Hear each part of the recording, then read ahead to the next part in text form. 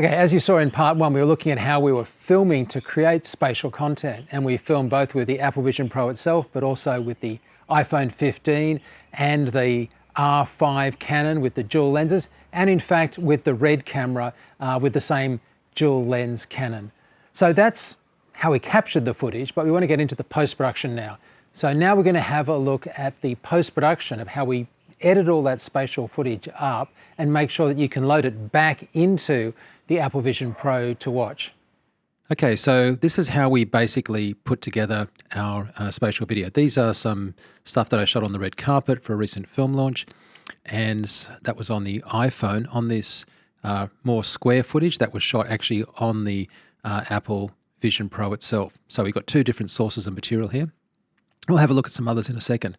Now the first thing we want to do is set up a left and right folder for that material, because what we're going to need to do is take this footage and split it into left and right.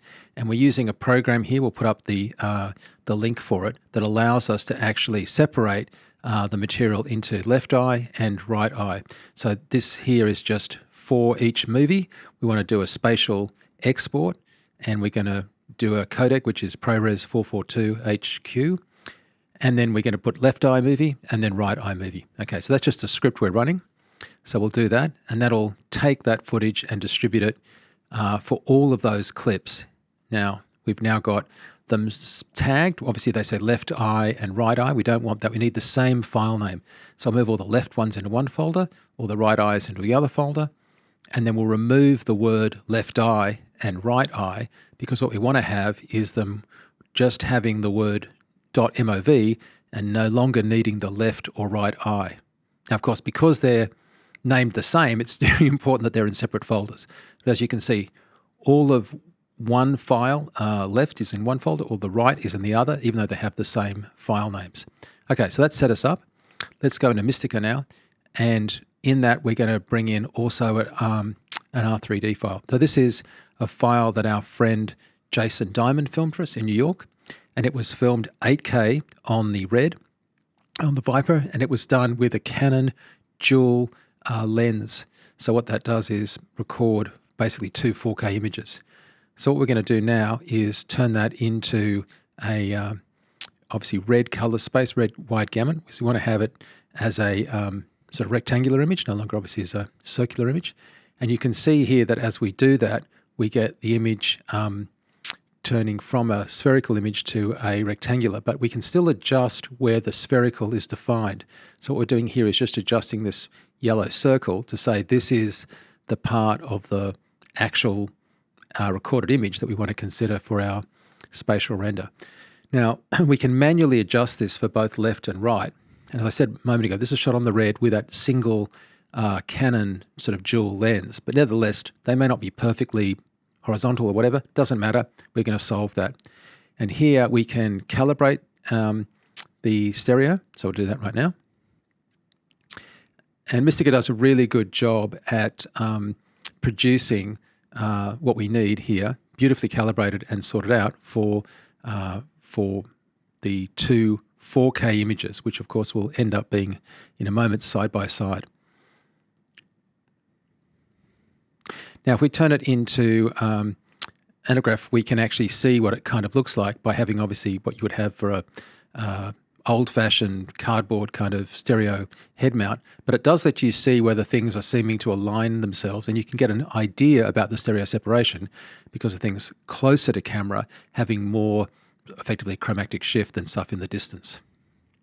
Okay, so now I'm going to load the Canon R5 footage. So this is same lens, but now mounted on a Canon R5, not mounted on a Red. So unlike the Red, it has reduced resolution. It still has the same identical Canon dual fisheye lens, but it just is recording obviously completely differently. Again, we want to do the same basic process that converts it. We want to adjust that sphere. So I'm just speeding this bit up as we have just seen those steps done. So this is kind of at rapid speed. So if you think about it, this is doing exactly the same thing that we had already done, outputting the left eye and the right eye. But of course, there's this additional stage we needed when things were shot with the spherical Canon dual lenses. We didn't have that problem with the footage that was coming off the iPhone because it was already done for us, nor off the Apple Vision Pro itself. So all we're doing in this stage is outputting the left and right eye for the red footage and the Canon R5 footage, and making sure we end up with two identical sets to the previous clips we had done a moment ago. Just an additional step required for that, that raw footage. Okay, so now we have the left and right eyes, as you can see here, and we have that both for the Canon footage and for the red footage. Okay, so now we're on the same, I guess, footing that we were a moment ago, and we can take these into Resolve. Now, the reason we're taking it into Resolve is that we want to be able to color correct, or rather adjust the colors back to what we want them to be. And also, at the moment, we have two sets of videos for each shot, the left eye and the right eye. So the first thing we can do inside Resolve is combine those. So they have the same file names. We've got them in different folders. What we want is for them to be combined into the one file, the master. So we can do that here by clicking on Stereo 3D Sync, and we're going to add the left eye. So here's the left. Do the same thing with the right eye. And we don't want to use the same file name, but it'll obviously be stored in the master level, and then sync them. Now we know they're sunk when we've done this because there's a 3D logo, a little icon in the corner of the files, and there are nothing left in the folders, but the color's wrong. Now we've brought this into the one project so that we can work on it. And here we're going to adjust the red footage to get back how it should look using the correct color space for the red. I guess we could apply a LUT to do this, but it's just easier to set up the color space correctly. Same thing now with the Canon footage. The horses were all shot on the Canon R5, so we'll put that into log space and get that. We don't need to do anything for the stuff that was shot on the Apple Vision Pro or on the iPhone. Okay, so everything looks pretty good now, and now we're going to set up some new timelines. Now we brought it all into one project, and that project is probably not how I would do things if I was producing separate clips, because the one project is been set up here with all of the 4 different materials, some of which were shot at different frame rates. But we're just going to set up now timelines for them. So I'll set up a timeline for the red, and that's going to be coming in at a higher resolution because it was obviously originally 8K, now 4K. So we'll just enter that here. So that's the timeline for the red footage. And now we're going to do the same thing with the Canon footage and set up a timeline for it that is the correct resolution. But as I say, we're kind of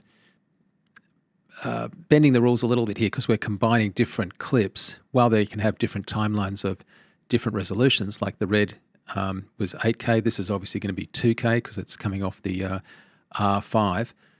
The time or the frame rates here are going to be reduced to the 60 that we set it up with.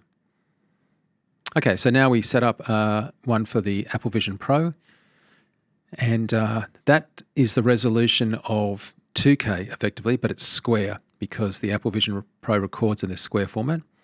And so we've done that, and now we can pick up a clip that I shot on the red carpet with the iPhone 15 Pro Max, and so now we're going to set up a timeline for that, and that's timeline is going to be 1920 by 1080.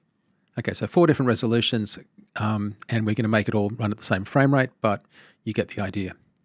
Okay, so now we've got the 3D synced files. They're all looking like they should. We can now process those. So put them here in the 3D sync file. We've got the red here. This looks good.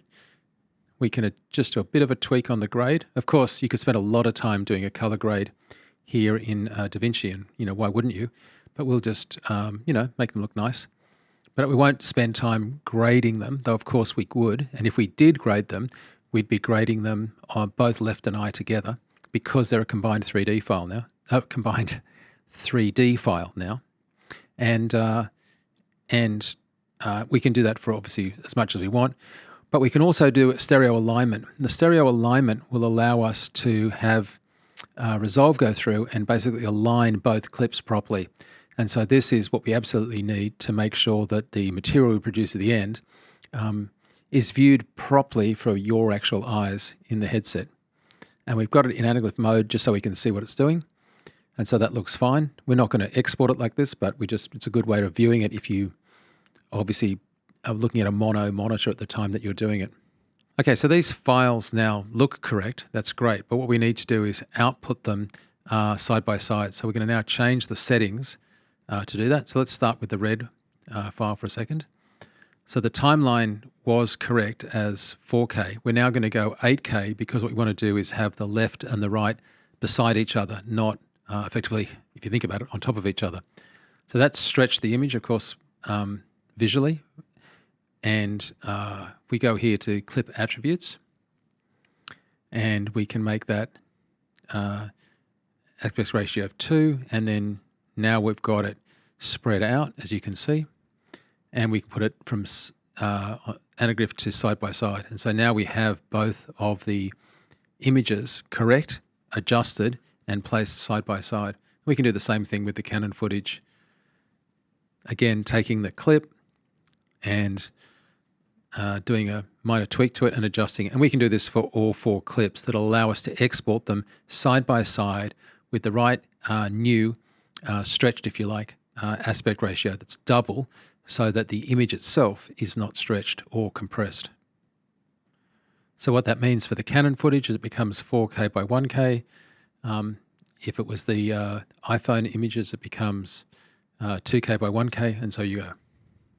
So just to summarize what we've done, we've taken the footage when it wasn't in the right format because it wasn't coming off an Apple product, then converted it into the right format, then split it into left and right. Then we brought those into Resolve. We've then combined that into a stereo clip. We've done any grading or any adjustment we need. We've then aligned them as stereo, and now we're preparing them to outputting them in a side-by-side format. It doesn't matter what the original aspect ratio was, and it doesn't matter what the original resolution was.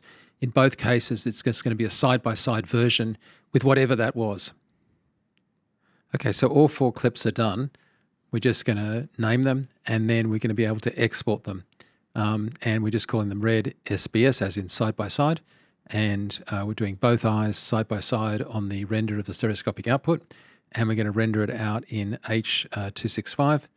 And we'll repeat this exercise for each one of the clips. In this case, it's the red footage, so it's 60 frames a second, 8K, but of course that translates to each eye 4K. When we do it for Canon, same deal, but this time it's 4K by 1K, which obviously is 2K by 1.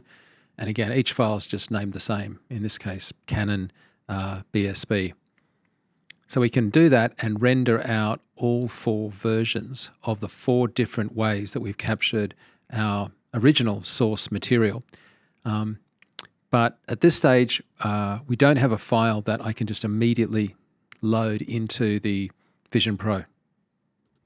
Okay, so we've got all 4 clips. We hit render on them, and it renders them out. I'm not going to run this in real time, but as you can imagine, it doesn't take very long to render out the 4 clips. So there they're done. We'll just save that project. Always good practice. And we have exactly what we need to do the final step, which is convert them into spatial video. If we don't convert them into spatial video, it's not going to appear as spatial video inside the headset of the Apple Vision Pro. We can check them like this, but what we want them to do is play as spatial video and be tagged so they look like spatial video to the Apple Vision Pro. So we're going to do that by using the spatial encoder, and we're just going to take full side by side, load the 4 clips, and that will then encode them. And when we've encoded all 4 clips like this, when you bring them, say, into your iPhotos, it's going to appear in your Apple Vision Pro as just being of a spatial type, and then you could just click on those and play them in the headset as normal, and they would just appear as 4 normal clips, somehow miraculously, as if you'd captured them all on the Apple Vision Pro in the first place. Of course, they won't look the same because the Apple Vision Pro stuff is very much a square aspect ratio, but nevertheless, the principle remains the same. So that's a quick run through of the kind of multiple steps you have to go through to bring in the 4 different primary ways that you can capture material right now if you want to put them together to view in the Apple Vision Pro. So that's how we did all the post-production. But if you'd like to actually have a look at what that looks like, we've got the file, the actual spatial video that's edited and run through our process, available as a download on FX Guide. and you can download it and put it in your iPhotos, which means it'll show up in your Apple Vision Pro. Or, of course, if you're a developer, you can directly wire it into your Apple Vision Pro. Just one more thing, I want to again thank everybody that contributed to this, and particularly Jason Diamond in New York, who sent us that red footage. That's it from me, Mike Seymour. Thanks so much.